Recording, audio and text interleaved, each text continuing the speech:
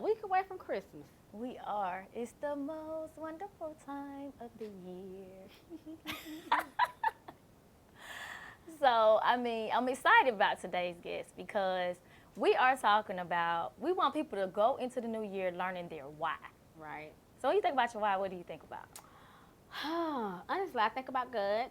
Right. You know, a long time ago when I first started in business, my why was other things like my brother, my family, different things like that. But for me, that wasn't strong enough for me to keep pushing and going.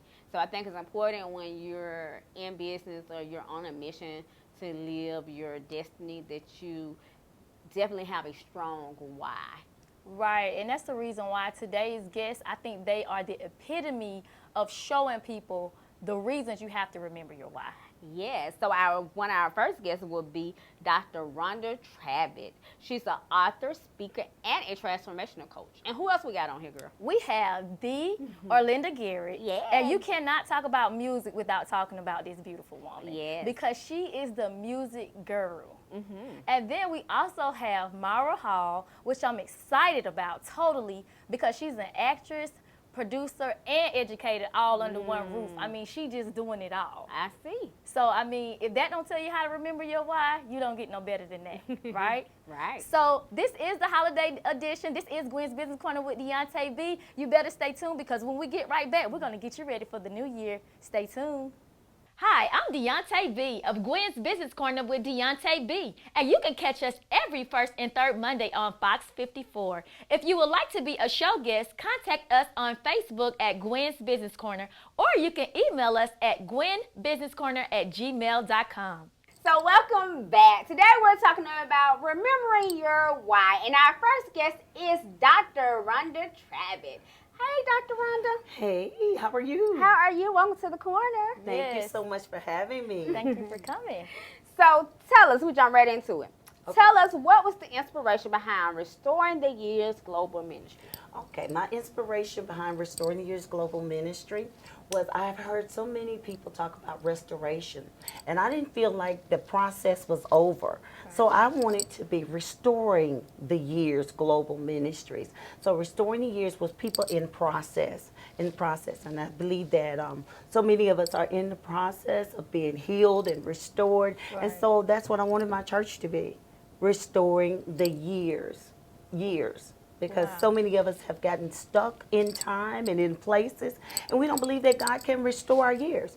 And He actually can. So I wanted to say, restoring the years, that it's not done. Restoration is not done. You're in process, and you're okay to be in process. Right. That's amazing. It is amazing. That's important when it comes to your why as well, because a lot of times, you know, you lose focus on why you start doing whatever you started doing, and it's about restoring and remember, okay, this is why I did, so let me hit reset and keep going.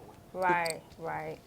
So tell me, what are some of the challenges that you face because you serve on boards, right? Yes.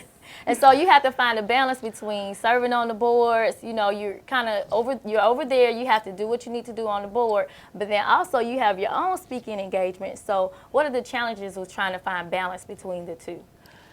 One of the things that I found is trying not to overcommit, because when you have a servant's heart, you end up wanting to be on everybody's board and saying yes, and overbooking yourself, and then your visions are not.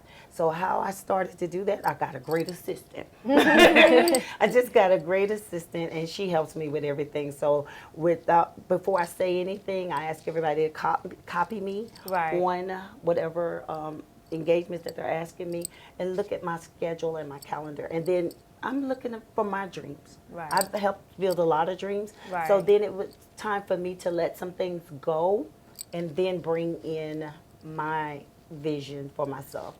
And it was difficult. It was difficult because sometimes you feel selfish. I felt selfish by letting some boards go and doing my own thing. And that's important, yes. That's really important because I had that problem. Really? Yes, everybody always wanted me to do something, and I had to get to the point where that would take you away from what your actual mission is, and you can't worry about what they want you to do. You got to worry about what God wants you to do. So I get it. Yes. I totally get it. So let's talk about you being executive producer and a TV host of your own show. What is it called?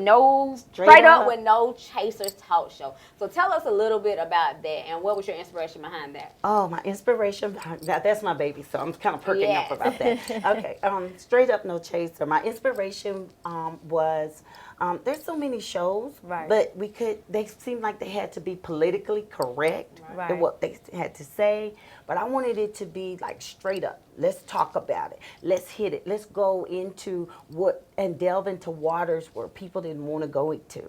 Right. So I wanted it to be straight talk, unapologetic, and it was your opinion, your views, and you were okay with it, you know? I bet that's challenging because as working in the ministry and then saying, okay, I'm straight up no chaser. Yes, it did conflict. It did cause a little conflict because I think people expect pastors, and I'm a little rough around the edges. I'm not your average pastor. I don't want to be.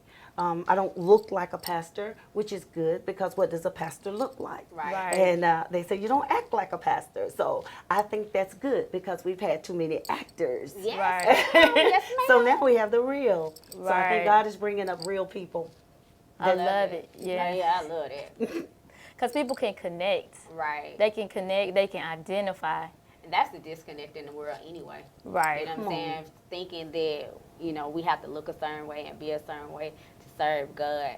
But that's where you're losing when you're trying to save souls because they can't relate. They can't even think about, I want to get to God because you're trying to make me be somebody that I'm not. Ain't nobody perfect but God. Okay. And so I get it. Right. Yes, yes. Absolutely. Okay, look, I almost got over there in there. You're almost about to preach.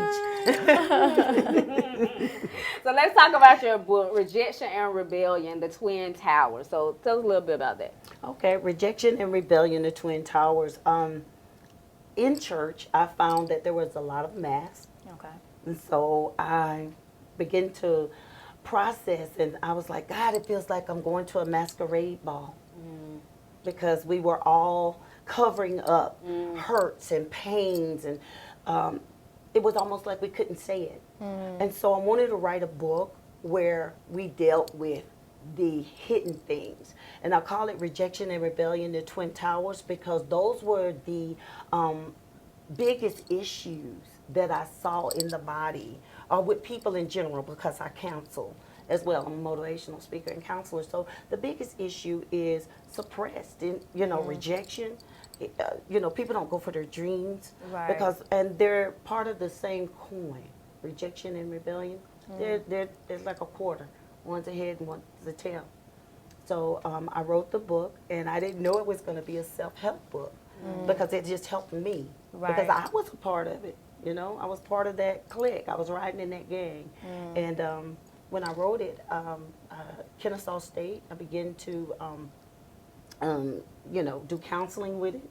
I had someone reach out for me from Australia, which was amazing. I'm a little country girl, so I didn't realize. Sometimes you don't realize your God-given call. Right. What you're doing is going to affect lives. So that was my my reasoning.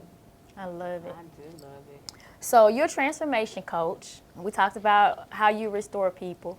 So what advice would you give to someone that's looking to become a transformation coach? To become a transformation coach, I think you have to care about people. You have to be able to listen to them. And you have to have some type of transformation yourself.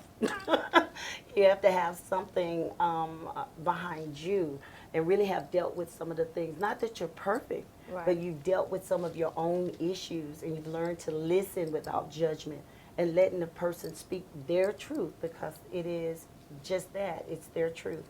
And then have some type of history. Let's look at your record. Is there anything that has been transformed before you try to coach anybody else? There has to be a history. There has to be some evidence of transformation before you can coach somebody else into transformation. Because everybody wants to be a coach of something these days. Yeah. Right.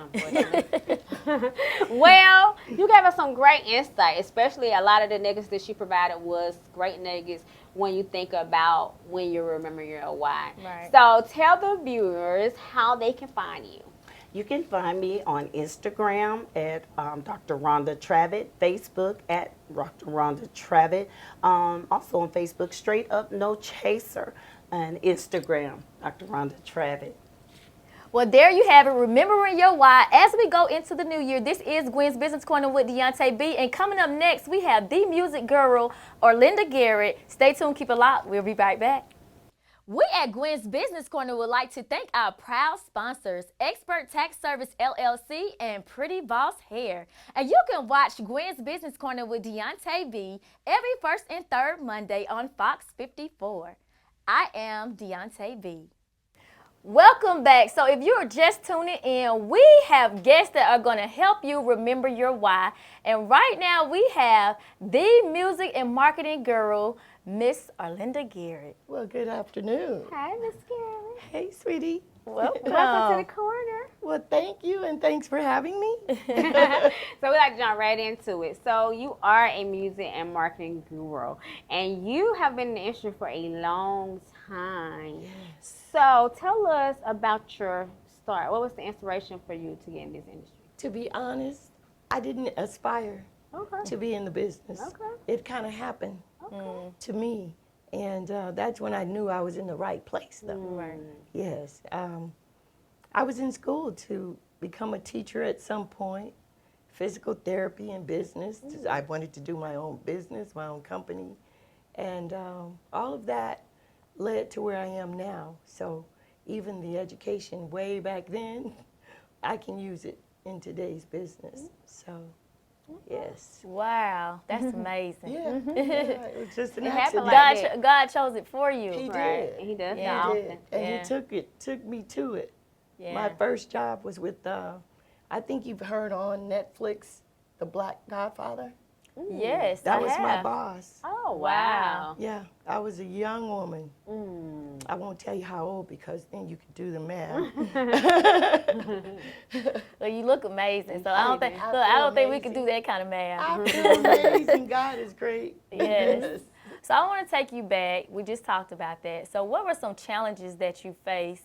And you had, of course, you had to overcome them because you were working with celebrities like Jay-Z, Oh, Faith yeah. Evans, Big Boy, just to name a few, but the list goes on. Yes. So how did you overcome and land those type of opportunities? Actually, the biggest overcoming, or the greatest, I say, was being a woman in the business. Right. Just being a woman in the industry was a big feat to overcome. And once I did that, once I realized I wasn't going to let what men said or their actions, Right. I'm not afraid of anything. So when they would come with their little sly remarks or innuendos, so when I first started, I cried. I honestly cried. I even thought about giving it up. I said, "Oh, is this worth it?" On every corner, everybody wants something from you, Wow. and I stuck it out, and the numbers added up. But that was my biggest obstacle, was just getting past the point of being a woman in a male-dominated business. Right. That's a real boss and a real wife. Oh, wow. Yeah, because you think about it, you're in the music industry, and you work with some of the biggest names, and I can, as a woman, just now we still deal with some of the battles Right. of how some of the men try to act and try to dominate her. It still goes on to this day. I was fortunate in my career to be able to work for record labels that had these artists who would listen, because the music was so new. This is in the 80s and 90s. So the music was so new, especially black music. Right. We had black music departments and things like that. So if you came up with a great idea, they would let you run with it. Today, you got to go through all the red tape, and they're not hiring people anymore. Everybody's freelancing, and everybody wants people to work for free, which we did. We worked pretty much even at the label level. The pay wasn't that great. And then again, that was another challenge, Right. because the male counterpart made more money than the woman. So once you found out that, now you're really into your feelings, because you're working twice as hard to get half the pay. Right. Amazing. Yeah. Yeah, Yeah. you know how. I make it look good. You make it but, look But good. it wasn't easy, trust me. I'm sure it was, especially back Trust then. me, it was not easy. So you have developed the MBE, the Music Business Empowerment Conference. And you bring together so many different people from all walks of life when it comes to music, record executives, DJs, Radio, program directors, and you educate people that are in the industry. What was your inspiration? What made you want to have a conference that caters and educates, empower that industry? Again, my experience, when I was young and getting into the industry, I didn't know people. And they had a conference called Jack the Rapper. So my conference is not anything new. It's just who had the audacity to take on this monster. Because putting a conference together of that magnitude takes a lot of work. And I didn't realize it when I was praying to God, oh God, I want to do a conference like Jack the Rapper. I want to give back. So that's basically what it was. People really extended their hands. They extended their themselves. So you could approach people. And I think that's what I'm building today. Are the guests approachable? I want to know, and people tell me, oh my, I met Miss Juliet, or I met Geo Bivens, or I met Minnesota Fats from Foxy out of Augusta. And so, I'm sorry, it's not Foxy. It was, it is a Foxy station, WFXA. It is. Yeah, it's another one. But yeah, so people have to be engaging and want to help and give back. And I always say, it would be a crime for me to pass away and not share this information that I've been privileged to gain. You have some major players at your conference. Yeah. Yes. And those are relationships. Right. Relationships. It's amazing. Thank you. So what are you took it a step further. You offer services as well for artists that are in the developmental stages, as well as, going in, artists that are really doing things in the music industry. So what are some of the services that you provide for developing artists? We provide artist development. Okay. Okay, because a lot of times the artist really doesn't know how to work a stage. Right. They think they do. We provide interviews, interviewing skills. Okay. Because again, most of them think, oh, I can talk, but they don't realize that when you're in an interview, you're trying to get a particular point across, especially when you want to sell music. Right. So we offer that. Okay. Then we offer radio promotion, which will get the record played at a certain point in that artist's career. Everybody wants to start out with the record at radio. I don't do that. I have to know that I can work with that artist. I have to know that they're listening. I have to know that they're shapeable, that we can put them where they really want to be. And when I find the ones who treat this like it's a business, Right. then I know I have an artist that I can take to the next level. Amazing. It is. That's why she's a girl, because, new artists, they need that. Right. Yeah. So because you were in that era where that was important, that's why you still making sure those things are in place. They really need that now. Absolutely. So she's gave us so many nuggets. So we don't want you to go. I know. Oh, I don't want to go. Please don't make me go. But tell the viewers, especially if some artists that are looking for your services, how they can find you. Arlinda Garrett, everything. Every platform, Arlinda Garrett. Okay. That's it. All right. Well, there you have it. We are helping you learn to remember your why as you go into the new year. And coming up next, we have the actress, educator, and producer, Myra Hall. This is Gwen's Business Corner with Deonta B. Stay tuned. We'll be right back. Hi, I'm Deonta B of Gwen's Business Corner with Deonta B, and you can catch us every first and third Monday on Fox 54. If you would like to be a show guest, contact us on Facebook at Gwen's Business Corner, or you can email us at gwenbusinesscorner@gmail.com. Welcome back. So if you're just tuning in, today's guests are going to help you remember your why, and the guest that we have is the Myra Hall, actress, producer, you name it, educator. She's it. She's all that. Hey, girl. Hey, boo, hey. You made me feel so special and whatnot. What have you? Girl, you is special around him. Yes. I'm sorry. Like I'm professional. Okay. Excuse me. So let's get right into it. Like Deonta said, you're a writer, girl. You're a producer, an actress, and an educator. And all that's in entertainment. So how did you get into entertainment? What inspired you to go that route? So I am a music educator. I was a band director in Detroit, Michigan for many, many years, and I got laid off as a teacher. And while I was teaching, I would always perform with my band to get them into it, get them lit on the field and stuff. And so somebody said, you know, you should go into entertainment. I was like, that ain't no real career. You know, there was no roadmap. Right. I mean, you know, there wasn't no roadmap. There's no books for it. And so one thing led to another. I got laid off as a teacher in Detroit and went back to grad school, started taking acting classes. 11 years later, here I am. Wow.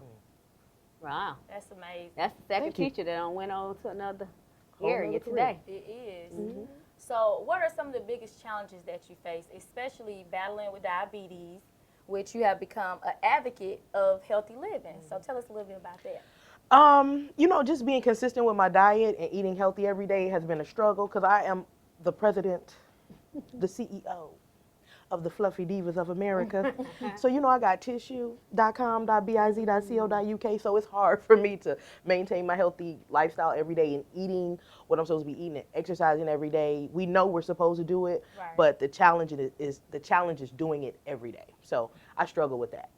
I don't think you gotta be fluffy to do that, but That's what I was gonna we be say. struggling every day. You hear me? Look, my workout is putting on some flip flops to walk to. Oh, okay. And then when you get there, I think I might bring a little heart. Y'all play too much. TEW merch. So coming from being a teacher and just, you know, being pushed into the entertainment industry, you had some awesome opportunities. You've been on Grey's Anatomy, Scandal, Ambitions. That is a great list, girl, because those are all my shows. So a lot of people that's in your position, of course, they want to get on those platforms. So what were some strategies or some things that you did, you know, to open that door for you or get the opportunity to get there? Well, the first thing I did was study. You know, that's very, very important, studying your craft, making sure you know everything that you need to know to become an actor and to sustain yourself as an actor. The next thing was networking, always being surrounded around my peers or people that were in positions to hire me or to connect with. And then the third thing is always showing up and never quitting, never giving up on your dream. So it's been a true testament of perseverance, of struggle, of love, of hate, all of the emotions, everything included. And 11 years later, I'm here, you know, as a testament that if you put your mind to something, you will persevere and you will be successful. Right. Love it. Yes, the epitome of remembering your why. Absolutely. Yes. So you work with the BYSB agency. Yes. That's your representation. So what advice would you give? Tell us a little bit about the process, because so many people want to know that. And then what advice would you give to someone that's looking to get with a major agency like them? Okay, shout out to Tay and Chris at BYSB Agency here in Atlanta, Georgia. They are mazeballs.com. So I was lucky. I was introduced to them through a friend or a colleague. Actually, one of my former publicists introduced me to them, and we had a meeting and hit it off from there. But if you're interested in getting an agency, the first thing that you have to do is to submit your headshot and your resume and your reel to an agency if you have that, okay? Right. And right now, it's easier than ever because most agencies have online portals where you can submit your stuff online. You don't have to necessarily enter in a headshot or a resume like a hard copy or anything. You just do it online. So that would be the first thing that I would say. But the thing is that now Atlanta is such a high market and demand. It's harder to get representation here because you really, really, really have to know somebody, or you have to be very, very talented or have some credits, unless they're a new agency that's starting out, boutique or whatever. So just making sure that you're prepared, have your stuff together and submit it to them. And you know, it's all about a look. Usually they need you if you're their type, or if they don't have somebody on their roster that looks like you.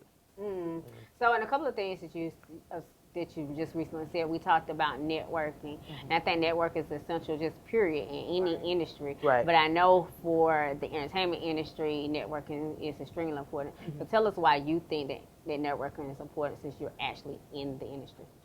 Networking is very important because it puts you in the door with the people that are doing what you want to do. most of my jobs came from my connections. I'll give you an example. I'm on the quad on BET, and when I auditioned for that, I auditioned for George Pierre. Shout out to George Pierre here in Atlanta, Georgia. He's amazing. He changed my life. But he was the person, the casting director that got me the job, but I auditioned for. But at the same time, the writer and the executive producer of the show, Randy Huggins, who's from Detroit, Michigan, also, he went to Grambling State University. I met him in LA at a football watch party. And so when it came time for me to audition for the show and I saw his name on the script, I texted him like, hey, I'm about to audition for your show. And then that makes it even easier when you do a great job and they can be like, okay, I know her. So that's where networking, you know, really comes full circle, where you can see your work coming to fruition. Wow, Excellent. amazing. Excellent. So before we close out, I just want you to tell the viewers, because like I said, you're the epitome of it. Tell them why it's important to remember your why, because we know that you have been in this industry, you know, for years. You've been an educator for years. So I want you to tell people why it's so important to remember your why. Why it's so important to remember your why. Knowing your purpose, knowing where you're going, what you're doing will continue to craft out how you're going to make it to your next step. Oftentimes in this entertainment industry, it's very, very difficult. And you hear more no's than you hear yeses. So you have to remember why you started so that you don't forget and you don't quit, you know. Absolutely. So rounding it up, so tell the viewers how they can find you. You can find me at www.marahall.com, and you can also follow me on all social media platforms at mara.hall or mara_hall. Thank you so much. Thank you, girl. Yes, you're amazing. Thank you. Y'all amazing. Thank y'all. We matching it right now. Look at us. Yes. Royalty colors. So we're about to get out of here, but before we get out of here, we want to make sure that we wish each and every one of y'all a Merry, Merry, Merry, Merry, Merry Christmas and a Happy New Year, because we want to see y'all until the beginning of the year. And before we get out of here, I want to make sure that I tell you that we're getting ready for tax season. Expert Tax Service open January the 2nd, and we will be offering advanced loans again this year, all the way up to $6,000. So make sure you check in with Expert Tax Service on Facebook and on Instagram. You can follow your girl Gwennetta Wright on all social media outlets at Gwennetta Wright, and make sure you're following Gwen Business Corner on all social media outlets as well. And Deonta, tell them how to find you. Well, you can find me at all social media outlets at The Real Deonta B. And I mean, we don't want to leave, but we got to go right now. Oh, Lord. So I want you to remember your why as we go in the new year. And we want to wish you this holiday season peace, love, and prosperity. Bye for now. Merry Christmas. Merry Christmas.